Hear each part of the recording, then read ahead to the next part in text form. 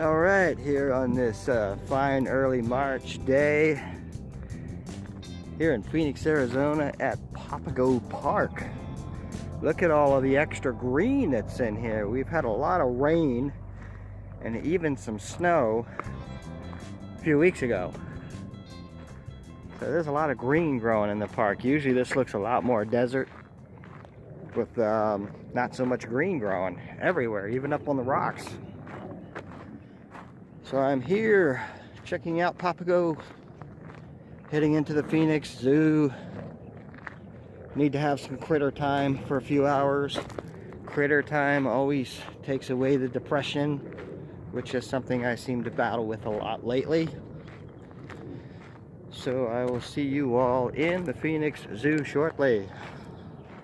Just one thing I want to point out to everybody: when you're walking around in these regional parks like Papago Park and some of the other undeveloped parts of the valley here, and you come across these critter holes like this, do not disturb the critter holes. Don't put anything in there. Don't poke at it. Don't put your hand down there. Don't walk near it, because you don't know what's down in there. There might be some critter that's not as friendly as you might think they are, and you might get bit. And in the case of the rattlesnakes, you might really get bit. So don't mess with the critter holes. Just stay away from them, and you'll have a safe, fun visit here in the desert. So about 4 or 5 years ago, I found this lonesome rock out here by itself. Felt, nobody should be alone. And I went and I found him a bodacious boulder, put it next to him. Thought for sure they'd hit it off and maybe even have a kid rock someday. But it looks like the bodacious boulder done left him. So here he is alone again. Oh well, I tried.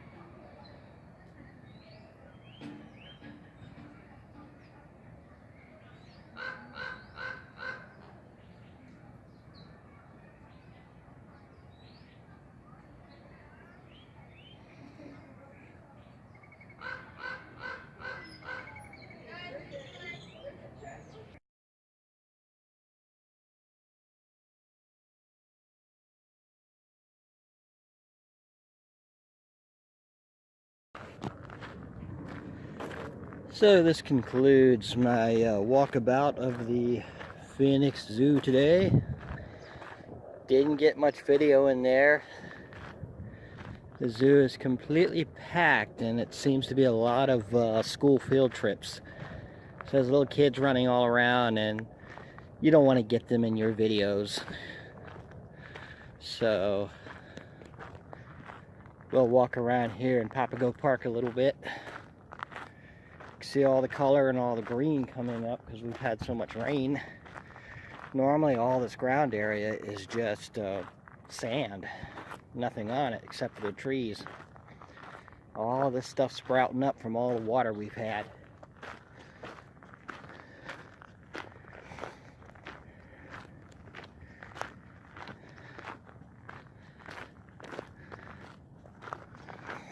I like walking around in this park. It's nice and quiet.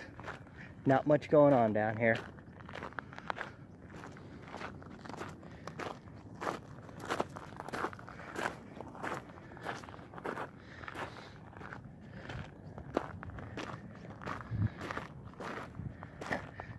Off in the distance there is the McDowell mountain range.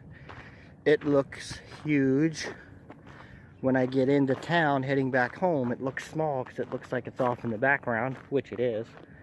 These mountains over here in the distance, those are the Superstition Mountains. That's out in Apache Junction. That's way, way out where the Renaissance Festival is. All of those mountains were capped in snow. A little over a week ago, all of the tops of those mountains were white, just totally capped in snow, and it was cold in this valley. And we don't normally get all that cold here. You know, going down in the 40s, typically in the 50s, that's normal here. Being down in the 30s, that's not normal here. So, it's been some pretty weird weather. These are bike trails. They have bike trails all through here at different inclines, different ascents. So you can really ride your bikes down here and challenge yourself with the way some of these trails go through here. This over here, there's a fence between here and that mountain there.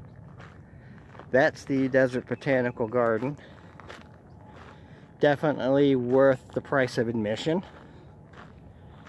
You've seen my photos from the Desert Garden. They're amazing. A lot of color. And these high tension lines are SRP electric.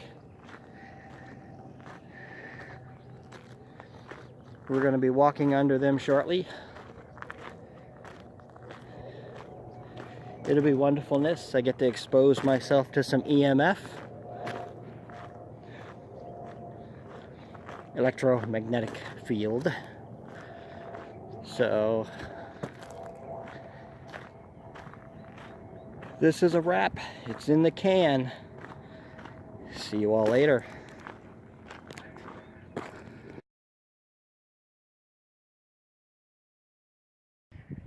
Okay, heading back into civilization now. Desert Botanical Garden, Papago Park, and now we are on federal lands. This is the CAP, and it's the canal system that brings the water into the valley.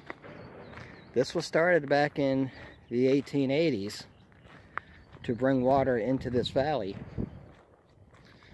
where Pheonix first began.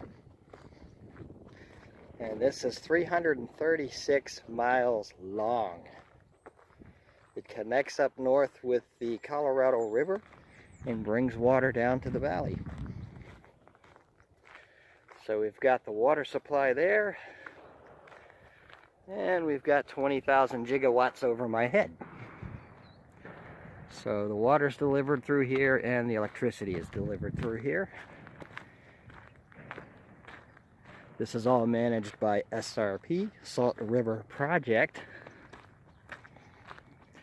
These power lines are coming from a combination of sources. There's a natural gas powered power plant and a solar farm that feeds these lines. And the lines that are coming from way up north, those are hydropower from several dam systems. And the dams, you know, they're using the water to create electricity. So they make every effort to try to use natural resources wherever they can. So we're heading into Scottsdale now.